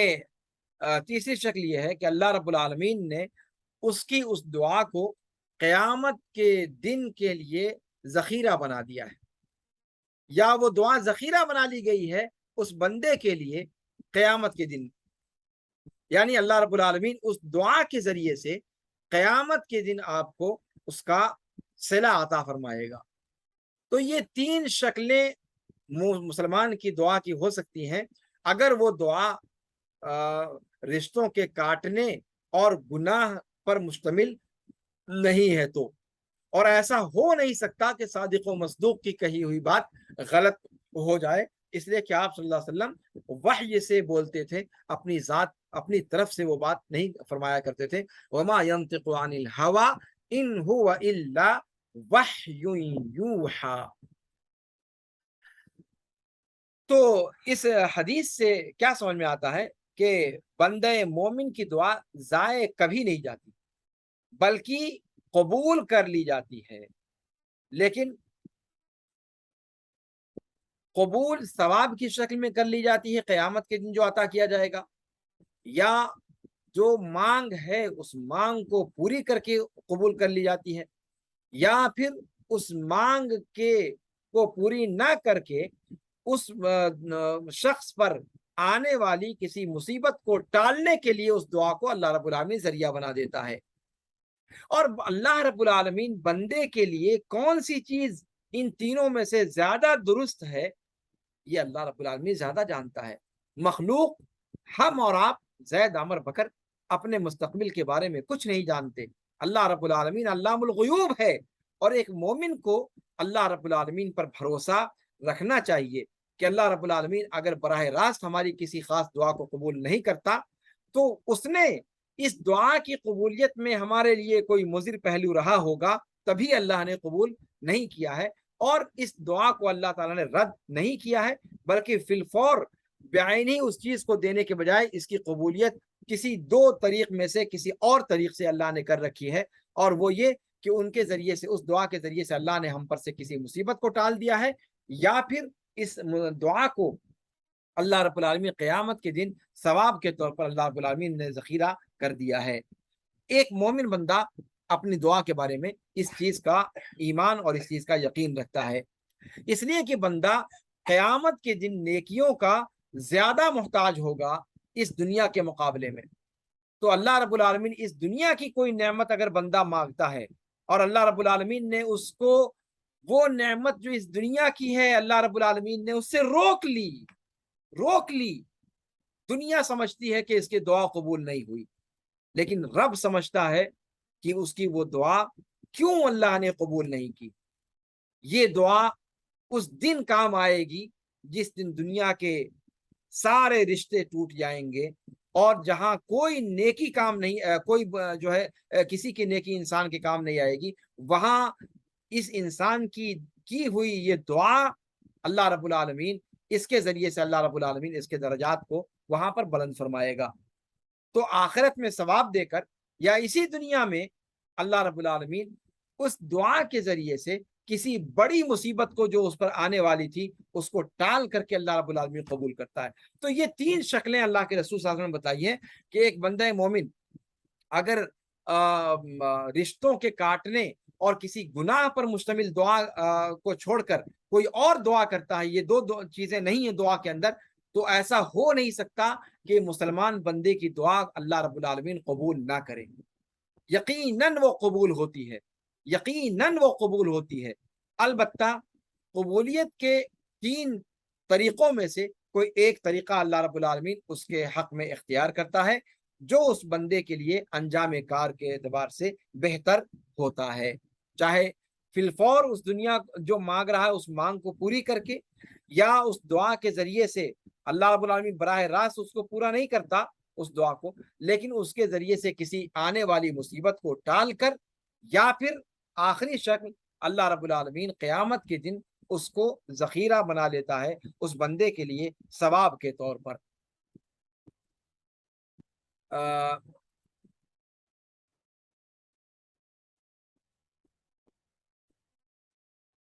ایک بات اور یہاں پر اس سیاق میں ذکر کی جاتی ہے کہ جب انسان کی دعا قبول نہیں ہوتی تو اس کے کچھ اسباب اور بھی ہو سکتے ہیں۔ اللہ کے رسول صلی اللہ علیہ وسلم نے جو یہاں پر کہا قبولیت کی گارنٹی لی، ایسی دعا کی جس میں صلہ رحمی کو توڑنے کی بات یا رشتے کے توڑنے کی بات نہ ہو اور گناہ پر مشتمل نہ ہو۔ یہاں دوسری بات میں کچھ وضاحت علماء کرام نے کی ہے کہ دعا کے لیے کچھ شروط ہیں، کچھ موانع ہیں۔ ممکن ہے کہ جو بندہ دعا کر رہا ہے وہ کوئی ایسی حرکت کر بیٹھا ہو جو دعا کو قبولیت سے روک رہی ہے، جیسا کہ اللہ کے رسول صلی اللہ علیہ وسلم نے فرمایا کہ ما من عبد مسلم يدعو اللہ بدعوت لیس فیہا اثم ولا قطیعۃ رحم۔ تو اگر انسان کی جو دعا ہے، اگر وہ رشتہ کاٹنے والی دعا ہے، رشتوں کو توڑنے والے مضمون پر مشتمل دعا ہے، تو وہ کبھی قبول نہیں ہوگی۔ اللہ رب العالمین نے اس کی قبولیت کا وعدہ ہی نہیں کیا۔ تو گویا اگر کوئی رشتوں کو توڑنے کی دعا کرتا ہے تو اس کی دعا کی قبولیت سے مانع ایک چیز آ گئی، اور وہ کیا ہے کہ وہ قطیعت رحم کی دعا کر رہا ہے، جو اللہ رب العالمین قبول نہیں فرمائے گا۔ یا پھر دعا کے اندر گناہ پایا جاتا ہے، یعنی ایسی دعا کی جا رہی ہے جو گناہ اور اسم کے زمرے میں آتی ہے، جن میں سے ایک شکل دعا کے اندر حد سے تجاوز کرنا ہے۔ اللہ رب العالمین نے انسان کو اس چیز سے روکا ہے کہ وہ دعا میں حد سے تجاوز کرے۔ اللہ رب العالمین فرماتا ہے کہ ادعوا ربکم تضرعا وخفیہ انہ لا یحب المعتدین، کہ اپنے رب کو تضرع کے ساتھ، خاکساری کے ساتھ، تواضع کے ساتھ، خشوع و خضوع کے ساتھ اور خفیہ طور پر پکارو، یقیناً اللہ رب العالمین حد سے تجاوز کرنے والوں کو پسند نہیں کرتا۔ یعنی دعا میں حد سے تجاوز کرنے والوں کو اللہ رب العالمین پسند نہیں کرتا۔ تو دعا میں حد سے تجاوز کرنا یہ گناہ ہے، اس کی کئی شکلیں ہیں۔ کبھی بندہ اللہ سے دعا کرتا ہے اور دعا میں حد سے تجاوز کر دیتا ہے، جو اللہ رب العالمین کے ساتھ ادب ملحوظ رکھنا چاہیے وہ ادب ملحوظ نہیں رکھتا، تو یہ مانع ہو جاتا ہے دعا کی قبولیت سے، اس اسم کی وجہ سے جو دعا کے اندر واقع ہوا، یا پھر اس گناہ کی وجہ سے، اس اسم کی وجہ سے جو انسان کے سلوک میں پایا جاتا ہے۔ جیسے اللہ کے رسول صلی اللہ علیہ وسلم نے فرمایا کہ ان الرجل لا يحرم الرزق بالذنب يصيبه، کہ بندہ کبھی کبھی روزی سے محروم کر دیا جاتا ہے کسی گناہ کی وجہ سے جس کا وہ ارتکاب کر بیٹھا ہے۔ تو یہاں پر بندہ روزی طلب کرتا ہے اللہ تعالیٰ سے، لیکن روزی میں تنگی ہو جاتی ہے، تو اللہ کے رسول نے کیا فرمایا صلی اللہ علیہ وسلم کہ روزی میں تنگی انسان کے کسی گناہ کی وجہ سے جو اس نے کیا ہے کبھی کبھی اس کی وجہ سے ہوتی ہے۔ تو گویا گناہ جو ہے وہ دعا کی قبولیت سے مانع ہے۔ تو اس کا مطلب یہ ہوا کہ دعا کے جو آداب ہیں اور شروط ہیں ان کا خیال رکھنا دعا کے اندر بہت ضروری ہے۔ اسی طریقے سے اللہ کے رسول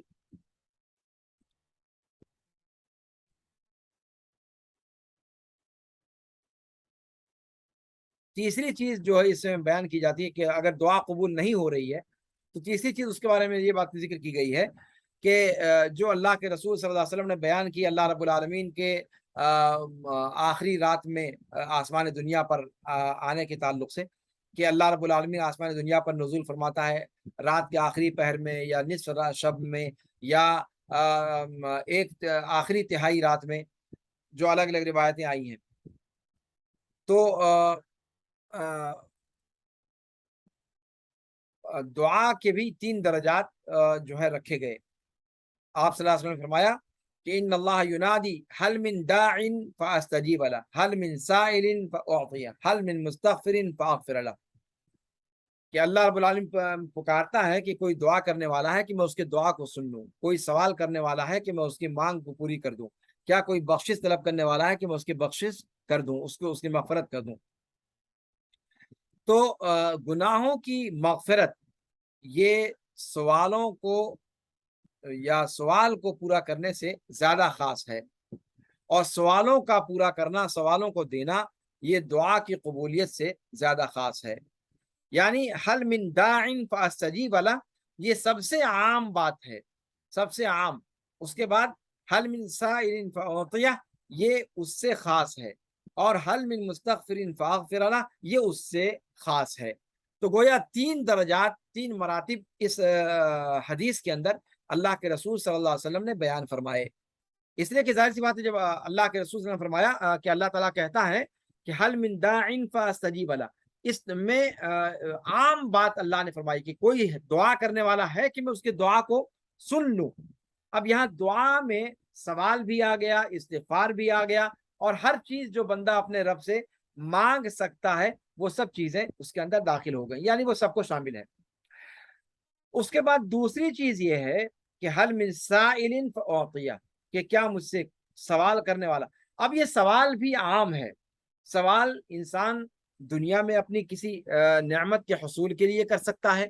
دنیا میں اپنی کسی مرض کو دور کرنے کی کا سوال کر سکتا ہے، اپنی کسی حاجت کو، اولاد کے بارے میں، جائیداد کے بارے میں، کسی اور مسئلے میں سوال کا دائرہ بہت وسیع ہے۔ تو یہ پہلے جو دعا کی بات کہی گئی اس کے مقابلے میں نسبتاً خاص ہو گیا، اس لیے کہ دعا سوال اور غیر سوال دونوں کو شامل ہے، عبادہ بھی ہے وہ، لیکن یہاں دعائے مسئلہ پر بات آ گئی تو یہ خاص ہو گیا اس کے مقابلے میں۔ اور آخر میں پھر کہا کہ حل من مستغفر فاغفر لہ، یہاں سوال عام نہیں رہ گیا، یہاں سوال خاص ہو گیا، یعنی مغفرت کے بارے میں خاص سوال ہو گیا۔ تو گویا یہاں جو اللہ رب العالمین نے حدیث قدسی کے اندر یا اللہ کے رسول کی حدیث میں اس چیز کو ذکر کیا ہے کہ یہ دعا کے تین مراتب ہیں، ایک عمومی دعا، اور ایک کسی چیز کا سوال کرنا اللہ سے، اور تیسری چیز اللہ سے مغفرت کا مانگنا۔ تو کہتے ہیں کہ اللہ رب العالمین نے دعا کے یہاں پر تین مراتب رکھے، تین مراتب اللہ رب العالمین نے رکھے کہ اللہ رب العالمین پکارتا ہے اس کو جو دعا کر رہا ہو۔ دعا یہ سوال اور غیر سوال سب کو شامل ہے، یا پھر دعائے مسئلہ جو سوال کرتا ہے، یا پھر استغفار، تو یہ تین مراتب ہو گئے۔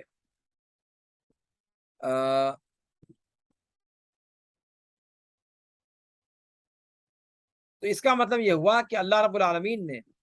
جو اپنے کلام میں فرمایا کہ وَإِذَا سَأَلَكَ عِبَادِي عَنِّي فَإِنِّي قَرِيبٌ أُجِيبُ دَعْوَةَ الدَّاعِ إِذَا دَعَانِ،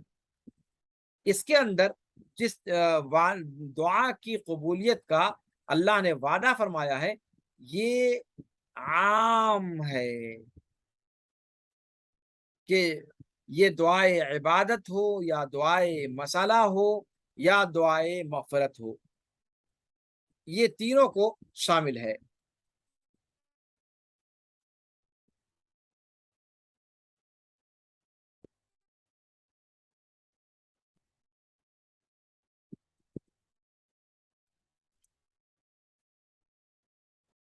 ایک اور مسئلہ جو یہاں پر ابھی ذکر کرنے کا ہے، پانچواں مسئلہ،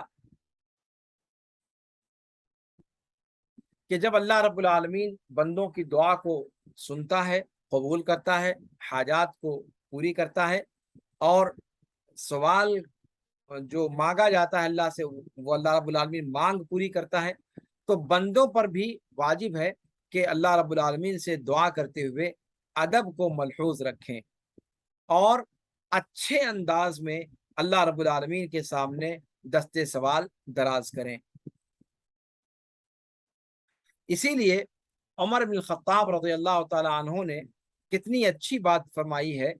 کہ امت کی رہنمائی کر دی اس باب میں، یہ کہتے ہوئے کہ انی لا احمل ہم الاجابہ ولكن احمل ہم الدعاء فاذا وفقت للدعاء جاءت الاجابہ، کہ میرا درد سر دعا کا قبول ہونا نہیں ہے، مجھ سے مطالبہ دعا کرنے کا اللہ نے فرمایا ہے، جب مجھے دعا کی توفیق مل گئی تو پھر قبولیت تو اپنے آپ آنی ہی آنی ہے، اس لیے کہ اللہ نے اس کا ذمہ لیا ہے۔ تو یہ بہت عظیم کلام ہے جو عمر ابن الخطاب رضی اللہ تعالیٰ عنہ نے فرمایا۔ صحابہ کرام کی گفتگو میں اس سے بہتر تصویر کشی اس مسئلے کی بہت کم ملے گی۔ اسی لیے بندے پر کے لیے مناسب ہے کہ جب اللہ رب العالمین سے دعا کرے تو اس بات کو جان لے کہ وہ شہنشاہ سے مانگ رہا ہے، وہ بادشاہوں کے بادشاہ سے مانگ رہا ہے، جس نے پیدا کیا، جس کے قبضے میں یہ پوری زمین ہوگی قیامت کے دن، اور آسمان جس کے آسمان و زمین جو ہے جو اس کے دائیں ہاتھ میں لپٹے ہوئے ہوں گے، جس کے پاس غیب کے خزانے کی کنجیاں ہیں جن کے بارے میں نہیں جانتا مگر وہی، اور خشکی میں تری میں جو کچھ بھی ہے وہ وہی جانتا ہے، کوئی پتا نہیں گرتا درخت سے مگر وہ اسے جانتا ہے، اور زمین کی تاریکیوں میں کوئی دانہ نہیں ہوتا، نہ خشک نہ تر، مگر وہ کتاب مبین کے اندر ہے، جیسا کہ اللہ رب العالمین نے فرمایا سورہ انعام آیت نمبر 59 میں۔ اللہ کی ذات وہ ذات ہے جو مضطر کی پکار کو سنتی ہے جب اس سے دعا کرے، اور اس کی تکلیف کو دور کر دیتی ہے۔ اللہ رب العالمین کی ذات وہ ذات ہے جو خفیہ اور علانیہ ساری چیزوں کو جانتی ہے، جو انسان کی آنکھوں کی حرکتوں کو دیکھتی ہے، اور سینوں میں چھپے ہوئے راز جس پر آشکار ہیں۔ اسی لیے بندے مومن کو چاہیے کہ وہ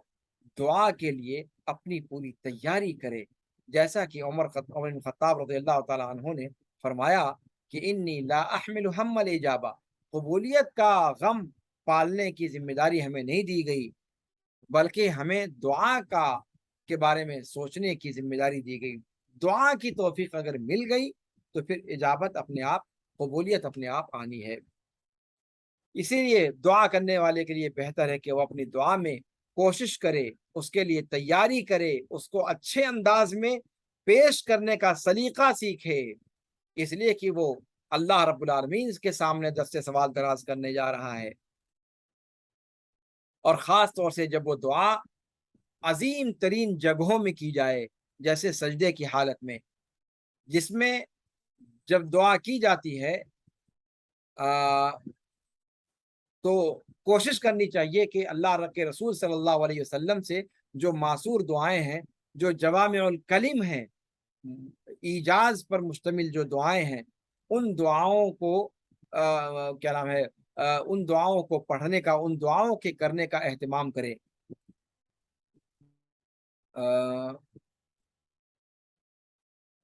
اسی طریقے سے جو ہر رات قیام اللیل کے اندر یا قنوت کے اندر یا سجدوں کے اندر یا تراویح کے اندر انسان حسن دعا کا اہتمام کرے، یعنی دعائیں وہ کرے جو معذور ہوں یا قرآن کریم کے اندر مروی ہیں، یا پھر حسن دعا کے جو سلیقے ہیں ان سلیقوں پر پوری اترتی ہو۔ سب سے بہتر دعا وہ ہے جس کی پورے ہونے کی امید، جس کی قبولیت کی امید کی جائے۔ ایسی چیزوں کی دعا کرنا جو انسان کے دل میں کھٹکے اور بے سوچے سمجھے اس کو مانگ لینا، یہ اعتداء فی الدعا کے قبیل سے ہے۔ انسان نہ غیر شعوری طور پر گناہ کا مرتکب ہو جاتا ہے۔ تو اس چیز کو، دعا کی جو شروط و آداب ہیں، ان کو مد نظر رکھنا چاہیے، اور اسی طریقے سے دعا کے اندر الحاح ہونا چاہیے، بار بار مطالبہ ہونا چاہیے، اللہ رب العالمین کے سامنے اصرار ہونا چاہیے، تکرار کے ساتھ اس چیز کو مانگنا چاہیے، اور استرار اللہ رب العالمین کے سامنے ظاہر کرنا چاہیے، اور قبولیت کی گھڑی کو تلاش کر کے دعا کرنی چاہیے۔ ہر انسان کی اپنی اپنی ضروریات ہوتی ہیں، اگر وہ صحیح طریقے سے اپنی ضروریات کو پیش کر گیا تو یقیناً دعا قبول ہونے میں کوئی شبہ نہیں ہے۔ اللہ رب العالمین ہم سب کو توفیق دے کہ ہم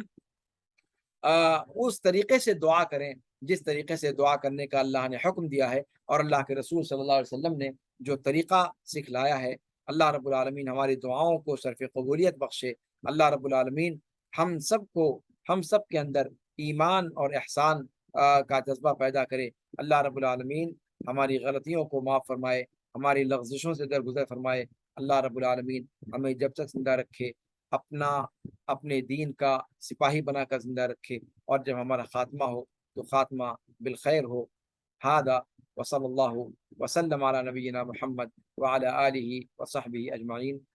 اس کے بعد جو امام طحاوی کی عبارت ہے کہ وہ یملک کل شیء, یہاں سے انشاءاللہ کل درس دیا جائے گا. آج وقت زیادہ ہو جانے کی وجہ سے درس اسی پر ختم کیا جاتا ہے. سبحانک اللہم و بحمدک اشہد ان لا الہ الا انت استغفرک و اتوب الیک. والسلام علیکم ورحمۃ اللہ تعالی وبرکاتہ.